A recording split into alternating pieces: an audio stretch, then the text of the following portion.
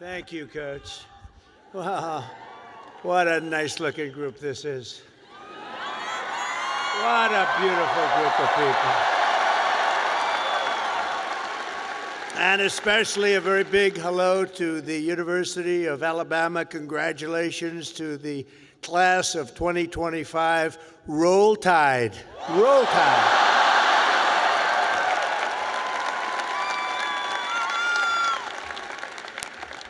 There are things that happen in life that are very important, and you always remember where you were when they happened.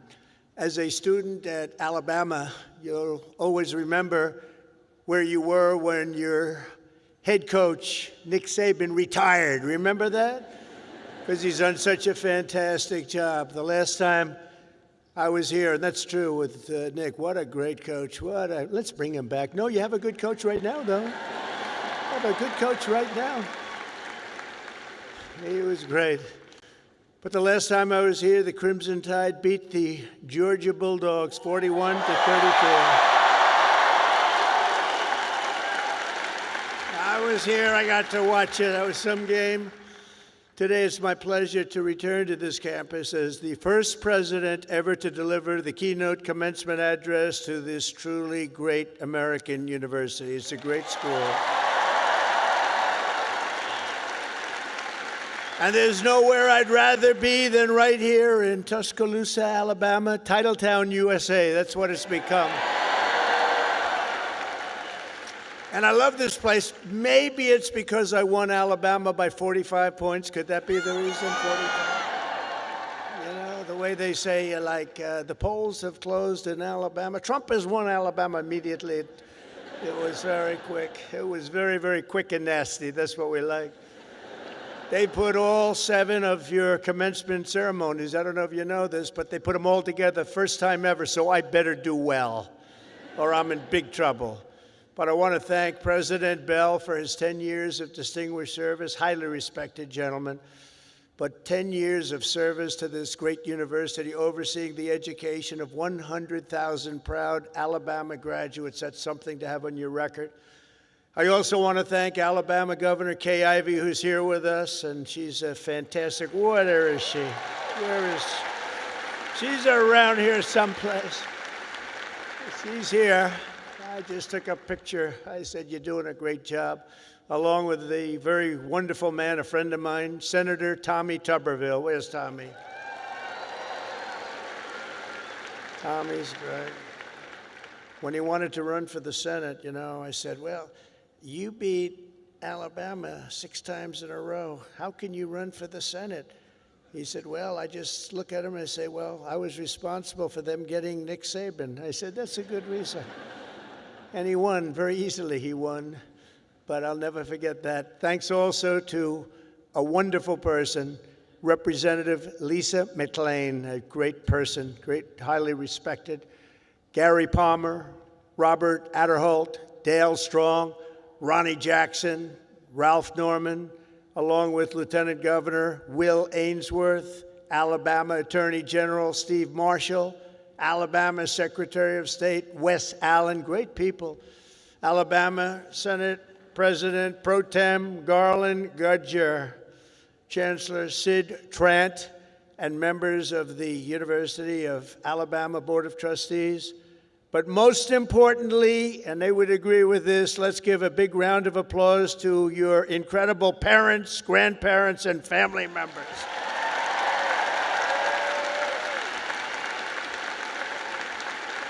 Because they made this wonderful day possible.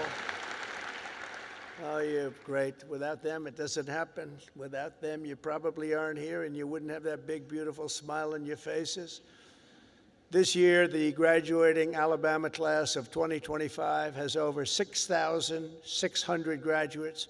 You're the largest class in school history.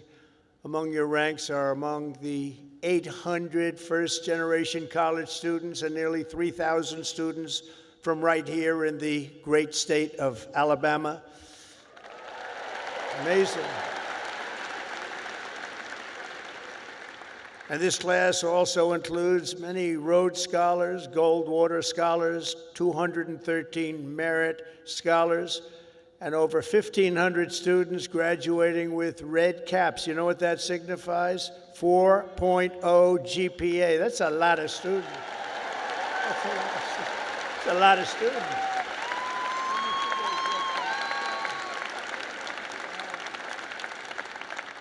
That's pretty good.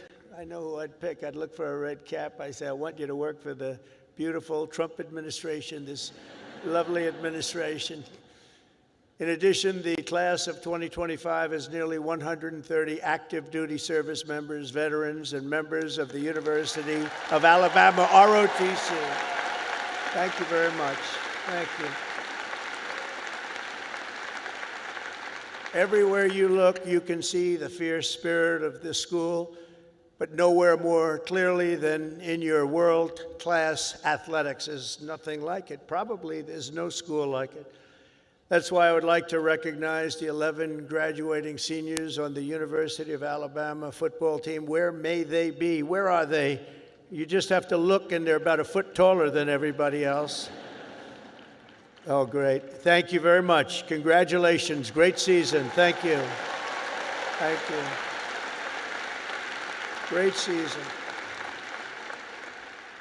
There is something truly special about the players, coaches, and the fans who pack the stands at Bryant-Denny Stadium and proudly sing Dixieland Delight. We like that. Alabama has changed college football forever and inscribed into the history books the names of Bear Bryant, Joe Namath, 4 Heisman Trophy winners, and of course, the great Nick Saban.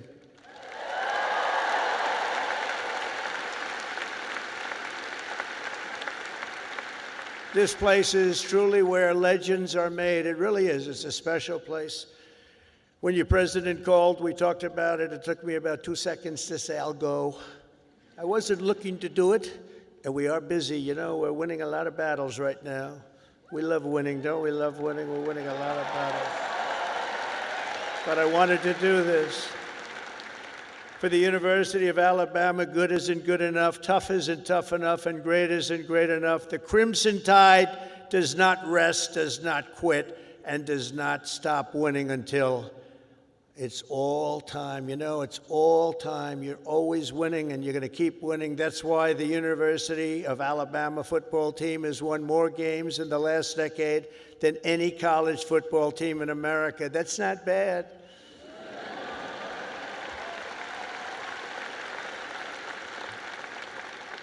And it's why last fall you beat Auburn for the 5th year in a row. That's not bad. That's not bad. The University of Alabama has a brand, and that brand is winning. That brand is winning. Great school. Last year, the Crimson Chaos watched the Tide Hoops make it to the Final Four for the first time ever. And this year, you built on your incredible record and returned to the Elite Eight. So not only is Alabama a great football school, it's now one of the nation's best basketball schools, and congratulations.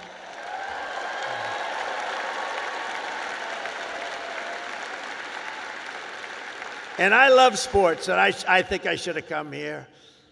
I think I should have come here. Congratulations as well to the women's track and field team for winning 2 SEC titles this year. That's something. As long as I'm president, we will always protect women's sports. Men will not play in women's sports.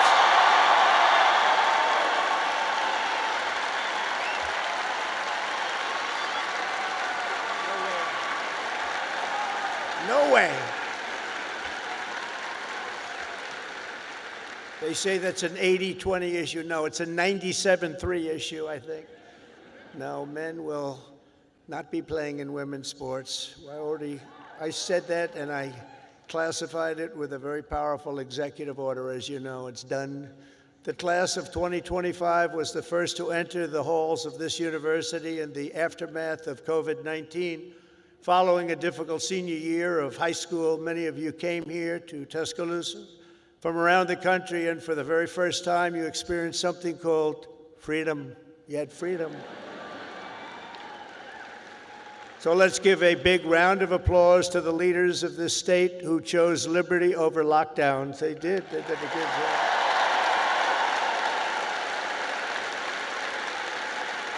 Did a good job. As you know, there are a few campuses in the world more beautiful than this one, and there are a few memories sweeter than the ones you have formed really at this capstone and at the capstone. You'll miss the beautiful sounds of Denny chimes, the excitement of lining the Walk of Champions, the Saturday tailgates at the Quad. As you graduate, it's natural to reflect on 4 years of happy memories, and you've really had happy memories here. You've done a lot of winning. Winning is a good thing to do. But today I'm also asking you to look forward to really something very, very bright and more promising, and it's going to be an even more promising tomorrow, I promise you that.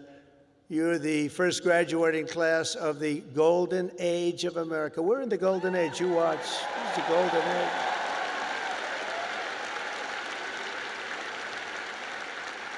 This is the golden age. We've done things that nobody thought possible. 100 days yesterday, 100 days, and we've done things that nobody thought even possible.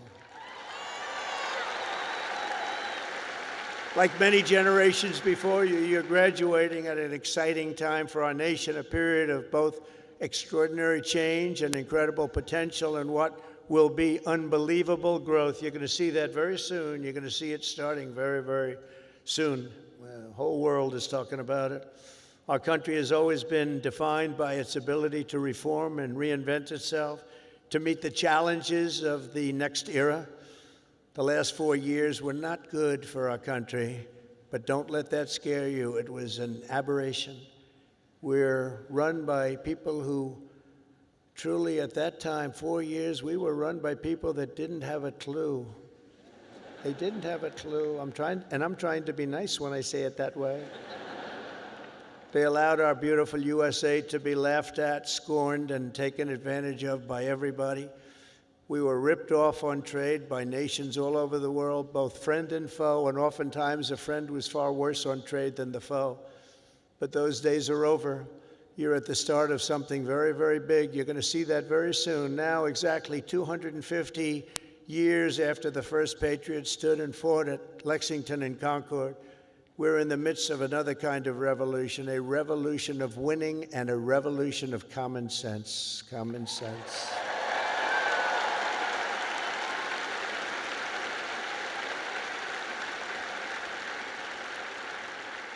Everywhere you look, broken systems, corrupt institutions, and tired dogmas are being swept away by the tide of history.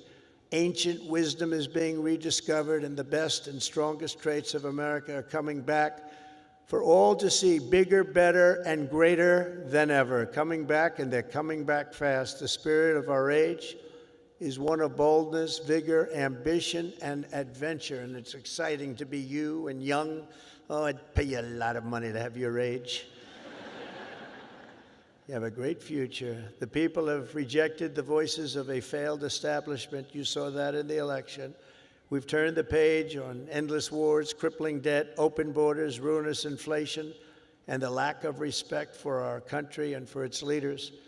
But we're turning that all around, and we're turning it around very fast. We will very quickly make America great again.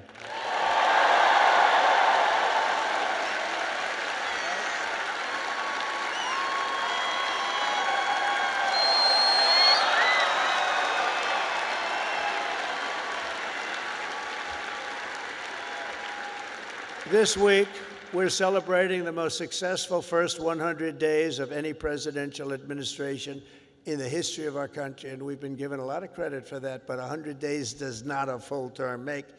But we're going to do even better as we move along. In a matter of weeks, we've achieved the lowest number of illegal border crossings ever recorded.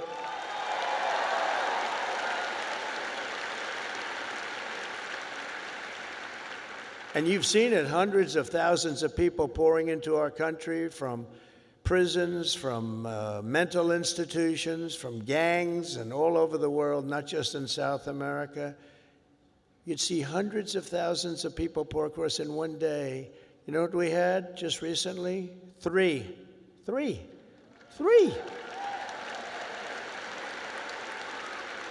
And we slashed the number of illegal aliens released into the United States by 99.999%.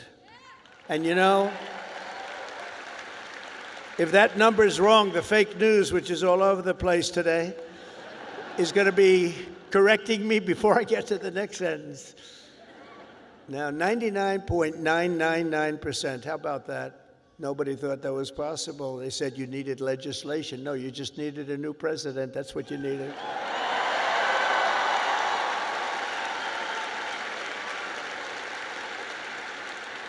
But despite the tremendous success, as you've been reading, the courts are trying to stop me from doing the job that I was elected to do. We won by millions of votes. We won all 7 swing states, 7 out of 7. We won 312 electoral college votes. They said, 270 would be great. We won 312, and 2,750 counties versus 525 counties throughout the nation. That's why when you look at a map, it's all red. It's all red. Every inch of it is red, a little couple of blue dots. But they have to let us do the job that the voters want us to do. Judges are interfering, supposedly based on due process, but how can you give due process to people who came into our country illegally? They want to give them due process. I don't know. We've created 350,000 new jobs and brought core inflation down to its lowest level in many, many years. Energy is down. Look at your cost of energy, way down. Groceries are down. Even eggs are down. Remember I came in? Remember I was here a week and they started screaming at me, the fake news. Egg prices have doubled. I said, I just got here. I've been here for 4 days. I said, tell me about egg prices. They've doubled. Well, they didn't double under me. I just got there, and we did a great job. We brought down the cost of eggs. In fact, they said you won't have eggs for Easter. They wanted to we have a big Easter egg hunt at the White House. You saw it just take place. And they thought we should order thousands of plastic eggs. Plastic. I said, no, we'll do it. And we straightened out the egg situation very quickly. Our great Secretary of Agriculture did a fantastic job, and we had so many eggs we didn't know what the hell to do with them. And prices of eggs have gone down 87% since I took office. That's something, right? But the price of food has gone down, and mortgage rates are down, and gasoline prices just hit $1.88 a gallon in 3 states. Can you believe it? It was at $3.50. It was at $4. We're drilling. Oh, we're drilling. You know, drill, baby, drill, right? We drill, baby, drill. We do that. We got it down. We have it going good. And, you know, when energy drops that much, you don't have much inflation. It's hard to have inflation. It was just announced that in the first quarter, investments in the United States are up 22%, that we're leading the whole world in investment. Everybody's pouring into our country with big dollars. And it's all about November 5th, the November 5th election, and tariffs and incentives that we've given that are going to make this country so much richer. We have $36 trillion in debt. That's going to start to come off. It's going to come off rapidly, but we'll be over $8 trillion in investment, with Apple and others investing $500 billion each. We've never had a period of time in 2 months, because we're here for 3 months, a little bit more, but give me a break for the first month. You know, had to get a little acclimated, had to see where the enemy lies, because they're already looking to impeach Trump. You know, these crazy people. Let's impeach him. For what? We don't know exactly, but we'll try it. These people are crazy. So we had to, you know, get our bearings for the first couple of weeks. So in 2 months, we had over $8 trillion, think of it, committed. Nobody's ever seen anything like it. There's never been anything like it in any country at any time, and it's all because they want to avoid the tariffs. We want to get here fast. And I said, you know, a number of times, tariff is the most beautiful word in the world, and I got absolutely decimated by the fake news. They said, what about love? What about your wife? What about your parents? What about religion and God? So I said, all right, it's the 5th nicest word I've ever seen. And since I've done that, I've been in good shape. Nobody's bothered me. They've been very nice. So it's the fifth most beautiful word I've ever heard. But it's making us very rich, and you'll be seeing the results pretty soon, sooner than most people think, because that's what other countries have been doing to us, just so you understand. They were tariffing the hell out of us. We couldn't sell cars in Europe. We couldn't sell cars in China. We couldn't sell cars in Japan or anywhere else. We couldn't do anything. And all we're doing is we're doing it to them, but we're doing it much better. And the U.S. military is suddenly seeing its best recruiting numbers ever. We've never had numbers like that.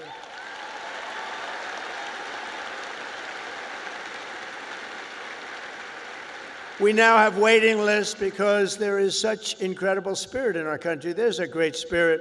And just think, 6 months ago, and you remember, and it was embarrassing, before the election, 6 months ago, we were hearing and reading that numbers of those joining our military were at the worst levels ever. We've never had anything like it, right? You remember that?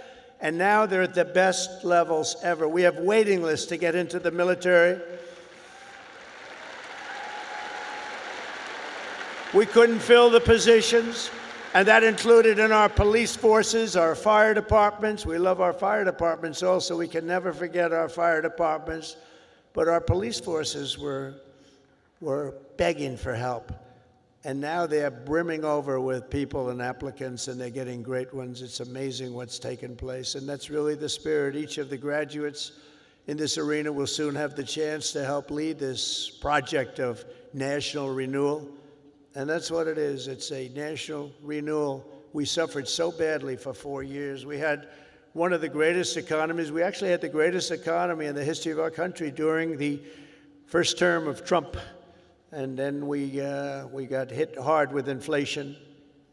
During the Biden economy, it was horrible. We were hit so hard. The worst probably ever. They say 48 years. We'll accept that. But I would say ever. You'll embrace this moment, and you'll step forward with strength and grit, faith and patriotism to put America on a new trajectory for your children. And then you'll take your place among the greatest generations in the history of our country. I think you have a chance to be the greatest generation in the history of our country because we're turning it around, and you happen to be available. You're available.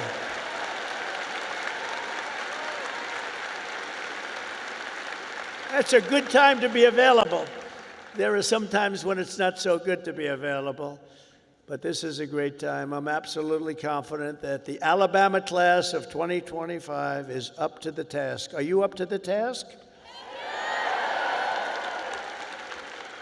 You learned a lot about winning here at Alabama, and now we need you to help win for America. For the business majors here today, I challenge you not merely to use your talents for financial speculation, but to apply your great skills that you've learned and had to forging the steel and pouring the concrete of new American factories, plants, shipyards, and even cities which are going up all over our country. Don't just build a strong portfolio, build a very, very strong America, and you're going to do that.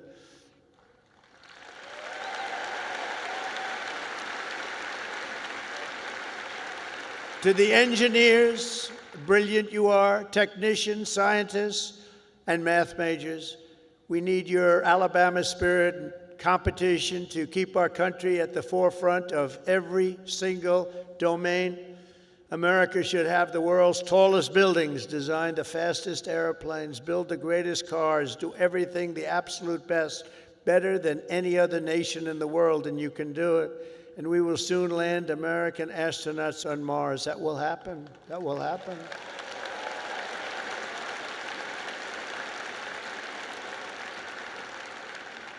In every field you have studied, there are problems to be solved and breakthroughs to be made. To the journalism majors, of which I've had a lot of problems with. So I must be honest. I'm not sure I like them. No, I do. But you're really leading a very thing because we need a great and free press. We need a brilliant press. They're like a watchkeeper. They're very important, and you can go out and take it down a new track, help save the country. So important. Your task is so important, and it's to build a media that Americans can trust. And remember, the people of this country, they know the truth when they hear it. That's why the ratings, the approval numbers of the media are so low. We need those ratings to be 100%. We have to be able to trust our media. I say you have to have that. You need strong, strong borders, and you need really free, fair, clean elections. You need those things, but the media is a big part of it. In the world of health and medicine, there is an exciting new movement to get poisons out of our food supply, keep toxins out of our government.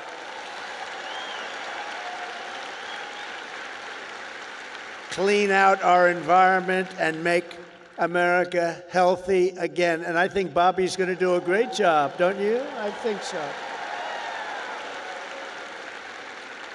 I think he's the guy we needed.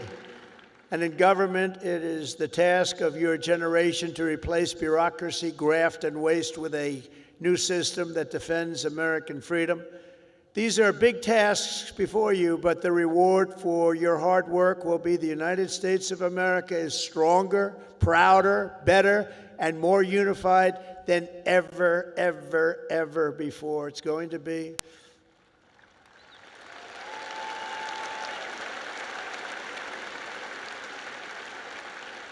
As you embark on this great adventure, let me share some of the biggest lessons I've learned from a lifetime spent building dreams and beating the odds. I beat a lot of odds, a lot of odds. A lot of people said, I don't know, but it worked out okay. Where are we? Oh, gee, I'm president. How did that happen? Now, you're going to be in the same position, but some of the, would you like to hear some of the ideas, or should I just skip over that part, huh? That's going to be more interesting than all the other stuff, which was slightly political, right? I'm going to give it to you, though, just as I see it and as I've learned it, the hard way and the easy way. First, if you're here today and think that you're too young to do something great, let me tell you that you are wrong. You're not too young. You can have great success at a very young age. You're all very young. In America, with drive and ambition, young people can do anything. I was 28 when I took my first big gamble to develop a hotel in Midtown Manhattan, the Grand Hyatt, and it worked out incredibly well. But I was very young at the time. I was like a very young person in sort of an old person business. Steve Jobs was 21 when he founded Apple. Walt Disney was 21 when he founded Disney. James Madison, James Monroe, Alexander Hamilton, Thomas Jefferson. They were no older than 25 when they began the journeys that etched their names into the history books for all time. So to everyone here today, don't waste your youth. Go out and fight right from the beginning, from the day you leave this incredible university. Go out and fight tough, fight fair, but go out and fight. You're going to be very successful, because now is the time to work harder than you have ever worked before. Push yourself further than you have ever pushed yourself before. Find your limits and then smash through everything. Go and smash through. You've watched that football team smash through. You're going to do the same thing. You're at the age when you have the time and vitality to do really incredible things. If you just give it your all. You'll look back, and a decade from now, you'll be astounded by what you've achieved. You'll remember this day. You'll remember when the guy named Trump was giving the commencement address, and he said I could do it, and guess what? I did. I think you're going to remember that very fondly. I hope so.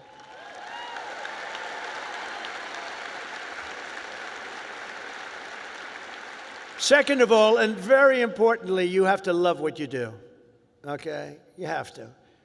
I rarely see somebody that's successful that doesn't love what he or she does. That's way you really like. Work isn't work. It's fun. I find it fun. I work all the time, and I find it fun. If I didn't find it fun, I wouldn't be successful, whether it was real estate or in show business. I had a lot of different careers, but I loved real estate so much, and I was very successful at real estate because I loved it. I learned a lot from my father because I watched him work. He worked he was a workaholic. He loved to work. He's a good man. He was a tough guy, tough as hell, actually. Now that I think back, I don't know if you could even get away with that nowadays. He was tough, but he was a good man, I'll tell you. And he worked 7 days a week. He worked Saturdays, Sundays, it didn't matter. And I learned by watching him, he loved his life. He loved what he was doing. He had a great long-term marriage, a long, many years. He beat me on that one. No, mine are very successful, but they haven't lasted quite as long. It was close to 70 years. That was a long time. I said, Pop, you beat me on that one. But you know what I learned from him? That he loved life, and all he did was work. I see people that don't work hard, and they're miserable.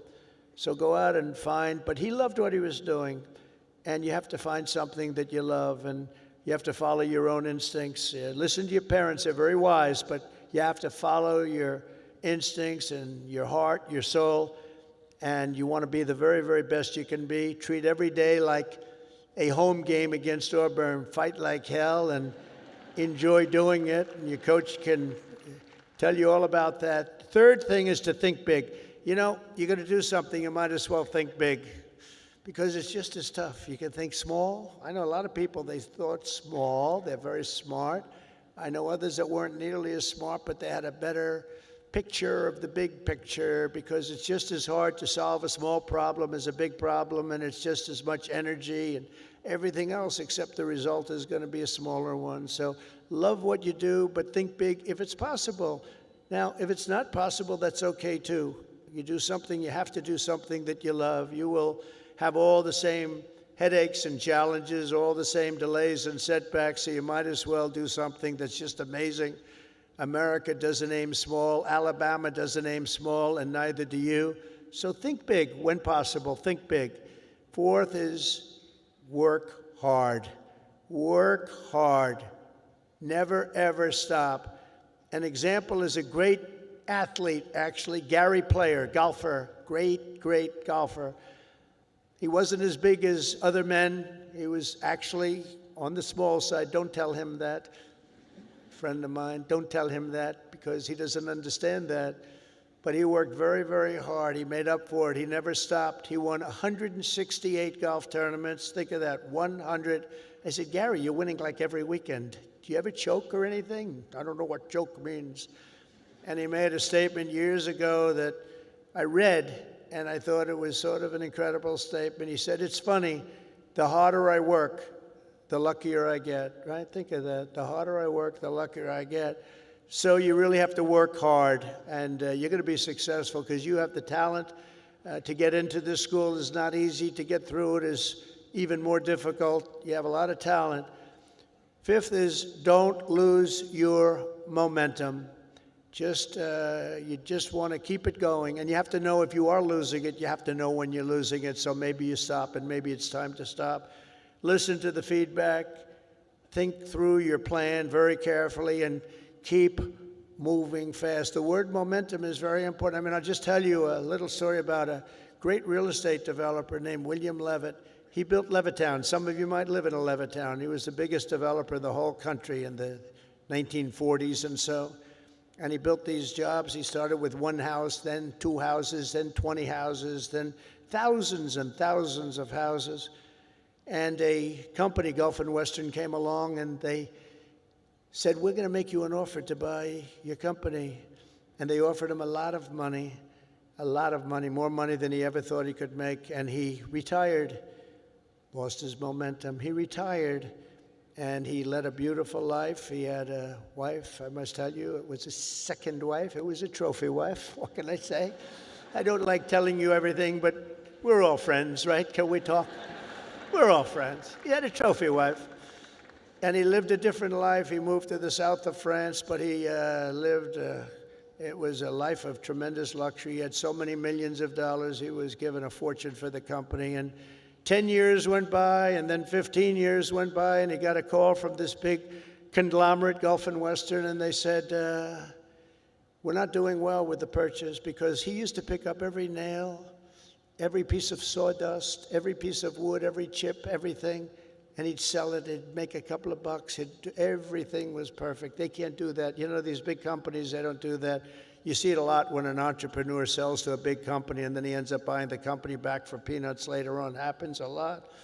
But he was the best at what he did.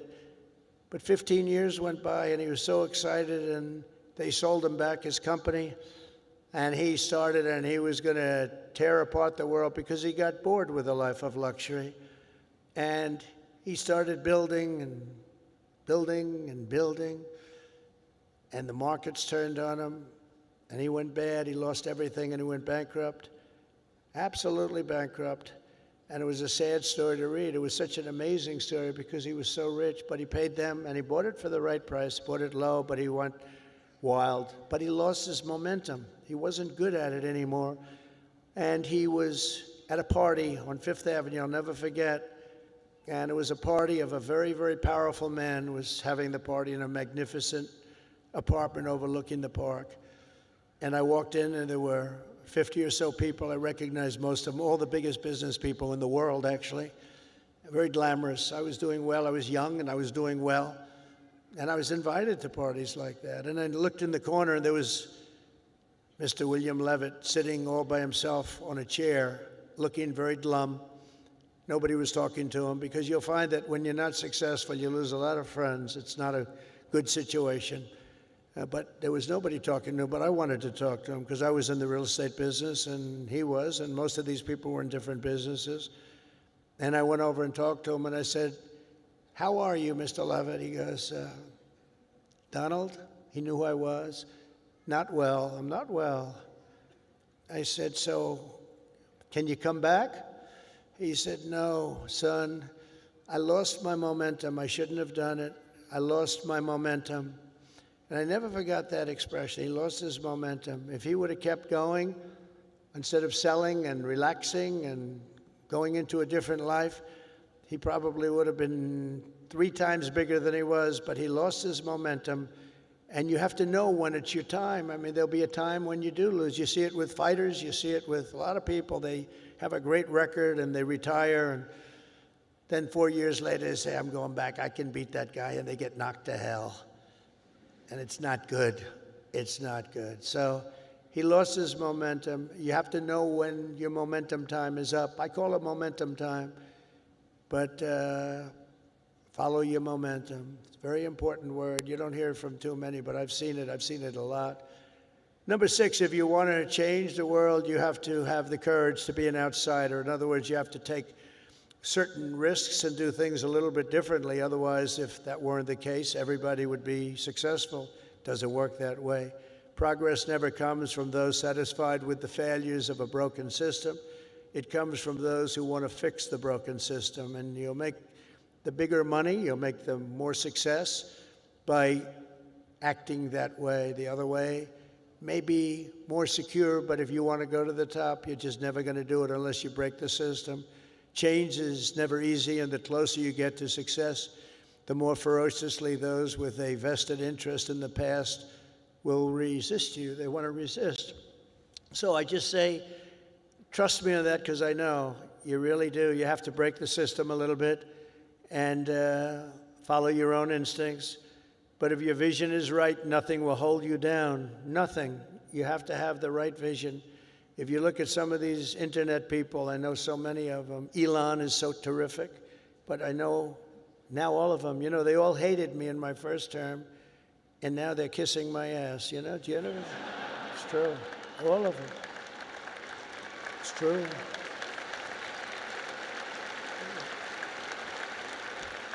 It's amazing. It's nicer this way. Now, in the first, they didn't know what happened because I won an election that, there was never a businessman that won a presidential election. Out of 100%, 8% were generals and 92% were politicians. Not even admirals, not even just generals. There were 8 generals: General Washington, General Grant, General Eisenhower. But 8% were generals and 92% were politicians. And when I ran, everyone said, "Well, he can't win. He's a businessman. That's not going to work." And, but you have a natural instinct for things. I guess I had a natural instinct. I said to somebody, "Was I a better businessman or a politician?" And they said, "Well, there are a lot of guys that made a lot of money, but there's only one guy that became president that was a businessman, so I guess you're a better politician." But I don't think of myself as a politician. I think of myself as a businessman, and I'm proud of that. And I've applied business instinct, and that's why I think you're seeing us doing so well.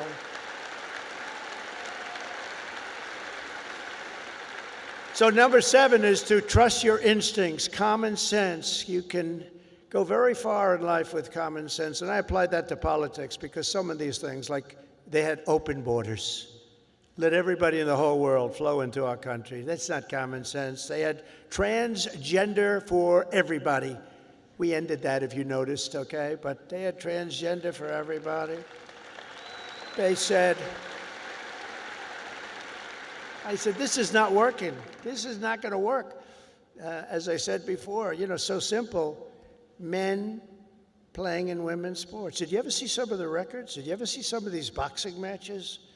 We have to protect. These women are great athletes, but we have to protect. If you looked at the Olympics where they had transitioned people going into the boxing, where the women had boxing, and they had a great champion, a female boxer. I mean, after one punch, she walked back to the corner and said, I can't get hit like that. I've never been hit like that before. You look at all the volleyball players that have been hurt so badly with balls that are hit at levels that they've never seen before. But the greatest is like weightlifting. You ever see the weightlifting? Where they have a record that wasn't broken in 18 years? And they have, should I imitate it? My wife gets very upset when I do this. She said, darling, it's not presidential. I said, yeah, but people like it. Should I do it or not? All right, I'm in trouble when I get home, but that's okay. What the hell? I've been in lots of trouble before. But no, you look at the weightlifting where 18 years it stands, and they have this young woman, and her parents are right where you are in the front row, and they're so proud of her, and it's like 209 pounds, and she's going to lift that. The record stood for 18, think of it, 18 years, and they put 1/8 of an ounce here, and 1/8 of an ounce here, little bit, and she's going to do it. Mom, I love you. I'm going to do it for you, Mom. And she goes, and she lifts, and she gets it. And, Mom, I'm going to do it, Mom. Can't do it. And then a guy comes along, or a gal, or whatever. A transitioned person comes along. And he was a failed weightlifter as a man, but he comes along, 206 pounds. They put the little thing on, and he goes, boom, boom. And breaks the record like by 119 pounds. That's not right. The other one is the swimming. You've heard me talk about it. Great swimmers, and they rose to the top. Women swimmers, and they grew up together. And they're Olympic-class swimmers, and they're qualifying for some big tournament. And now the race is getting ready to start, the big race, and one young lady, she was going to set the record. She fought all her life to set the record. She has to win it by 1/9 of a second. Think of that, 1/9. I don't like those odds, 1/9 of a second, right? But she looks to the left and she sees all the friends that she grew up with down in California, from all over the country. They're all the best swimmers. Then she looks to the right and she sees the same thing, but there's a person next to her who's a giant. And she looks and she, oh my God, who is that? I don't recognize that person. That was a person that transitioned, and he had the wingspan of Wilt the Stilt Chamberlain, if anybody knows what.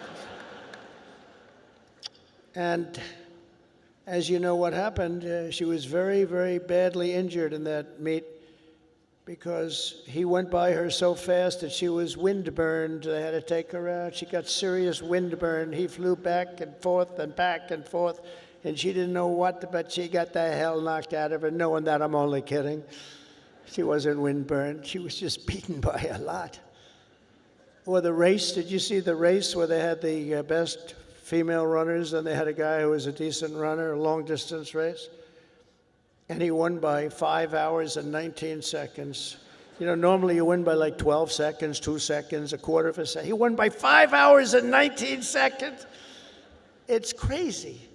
And honestly, it's demeaning for women, very demeaning. These are great athletes. It's very demeaning, and we're going to protect women. We're going to protect women. We're going to protect everybody.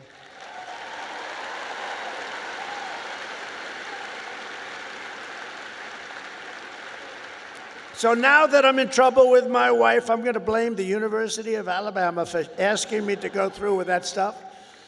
But it's pretty descriptive, isn't it, really? It helps when you know that borders are not racist, speech is not violence, America is good, terrorists are bad, men can never become women, police are not criminals, and criminals are not victims. Eighth, everybody should believe. Thank you. Thank you very much. Everybody should believe in the American dream. It's real, it's there, and it's right before you. We're coming back to the American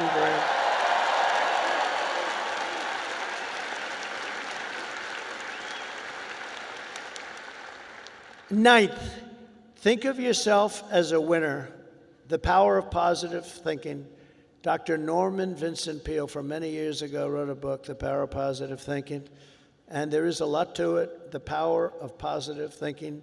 Don't consider yourself a victim. Consider yourself a winner. In recent years, too many of our young people have really been taught to think of themselves as victims and blame people and be angry. Don't be angry.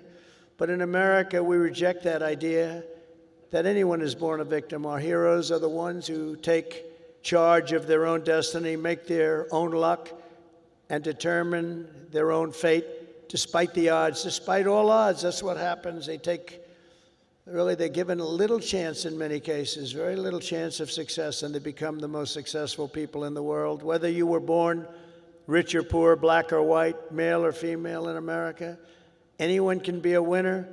And our whole country will be cheering you on, and I'll be at the front of the line cheering you on, especially because you come from this incredible university.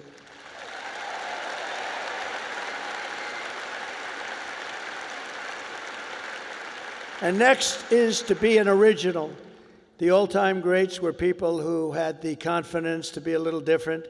Teddy Roosevelt, Douglas MacArthur, George Patton, Amelia Earhart, Annie Oakley, Muhammad Ali, and so many others, far too many to name, lived their lives with pride, personality, and flair. God only created one of you. Remember that. God created one of you. You're all different. Some are close, but nobody is the same. You're one of a kind, so don't try to be someone else. Just be yourself. And finally, and most importantly, never, ever give up. Never give up.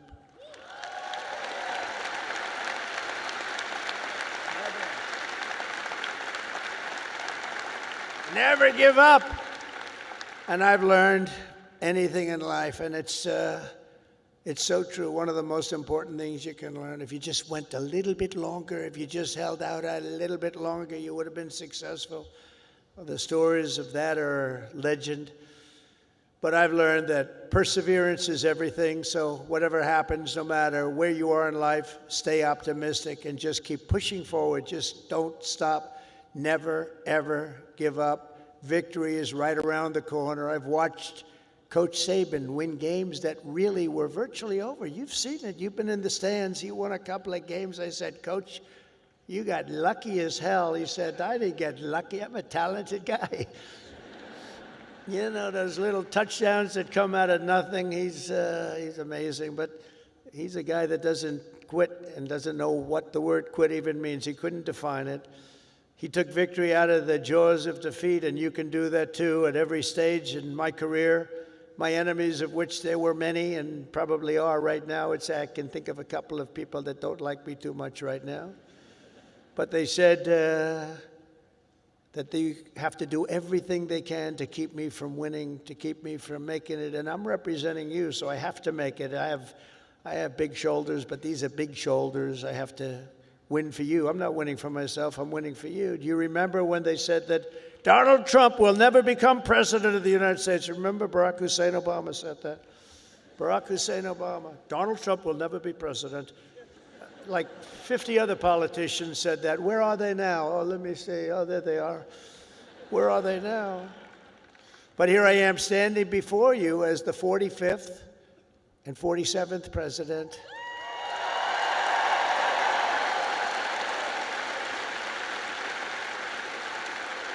You heard that a lot. But against all odds, I did great in 2016. 2016, how great was that? And then I did much better in 2020. Sorry, the election was rigged. But it was a rigged election. And then in 2024, I made it too big to rig. I said, we got to do this again. We got to do this again. And we made it too big to rig. We made it. That was a great expression. I said, you got to go and vote. Even though I was leading big in the polls, I said, it doesn't matter. You got to make it too big to rig. And they did. They went out and they voted and voted and voted. And we won the whole thing. And it was so good. And it's such a great mandate for our country. That's the important thing. So never let anyone tell you that something is impossible. Ever, ever, ever. In America, the impossible is what we all do best. There is nothing you cannot do if you are willing to fight for it. You got to fight, fight, fight. Oh, I've heard that expression.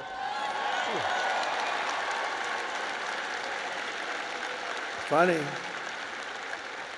That's not here.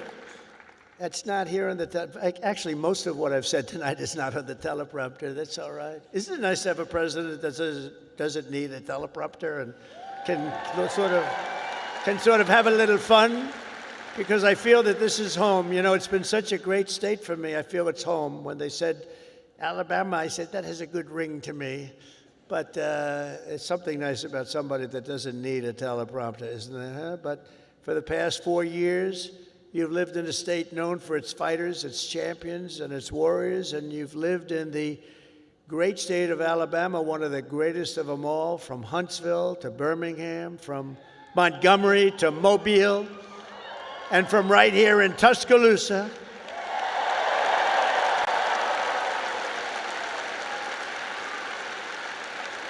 To the gleaming shores of the Gulf of America.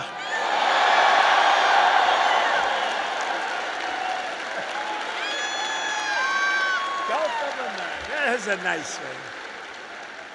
Everybody loves it. I wouldn't say Mexico's thrilled, but you can't have them all. They're not thrilled. You continue the legacy of Alabama legends who blazed the trails, won the games, tilled the fields, forged the steels, built the ships, and gave us the victories that built America and changed the world. The entire world was changed by our victories.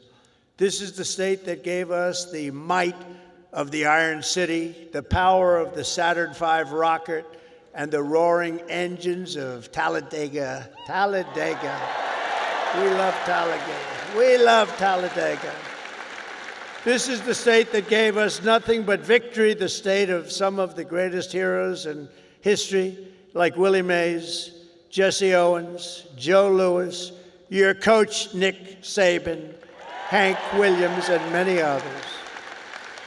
Some of you will leave here today and travel the world, but you will always know that this state this is really sweet home Alabama, right? It's always going to be your place. I sort of feel that way myself, because from a political standpoint, it's just been, we connected from day one. From the first day I set my foot on this beautiful soil, I connected with Alabama. And here in Alabama, we believe that the men and women who built this country are heroes, and that America's destiny is to be the single greatest nation on the face of the earth. And we're bringing it back at a speed that nobody thought was possible. We believe in freedom and family, God and country. We cherish our Constitution. We revere our Bible. And we salute our great American flag.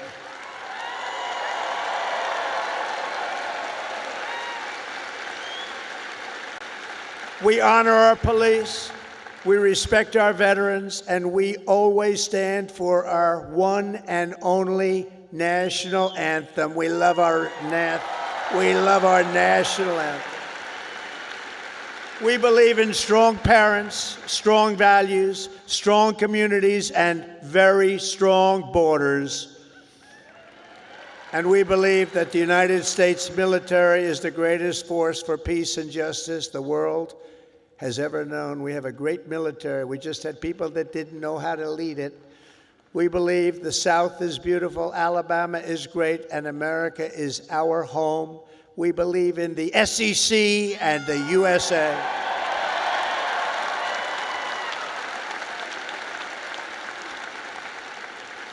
Graduates of the Alabama class of 2025 standing here before you in this magnificent arena, it is clear to see the next chapter of the American story will not be written by the Harvard Crimson.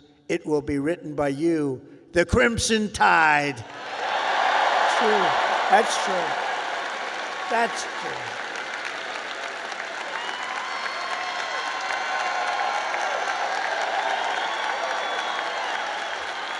That's true. I thought that was rather clever. If you look at what's going on, they get their $5 billion a year. That is not going to be so forthcoming. Now, wasn't that a clever one, though? Huh? Who would think of that? Because this is Alabama, and at Alabama, you fight, and you win. That's what you know how to do. Congratulations to you all. Congratulations to this great class of champions. God bless you, and God bless America. Thank you all very much. Thank you.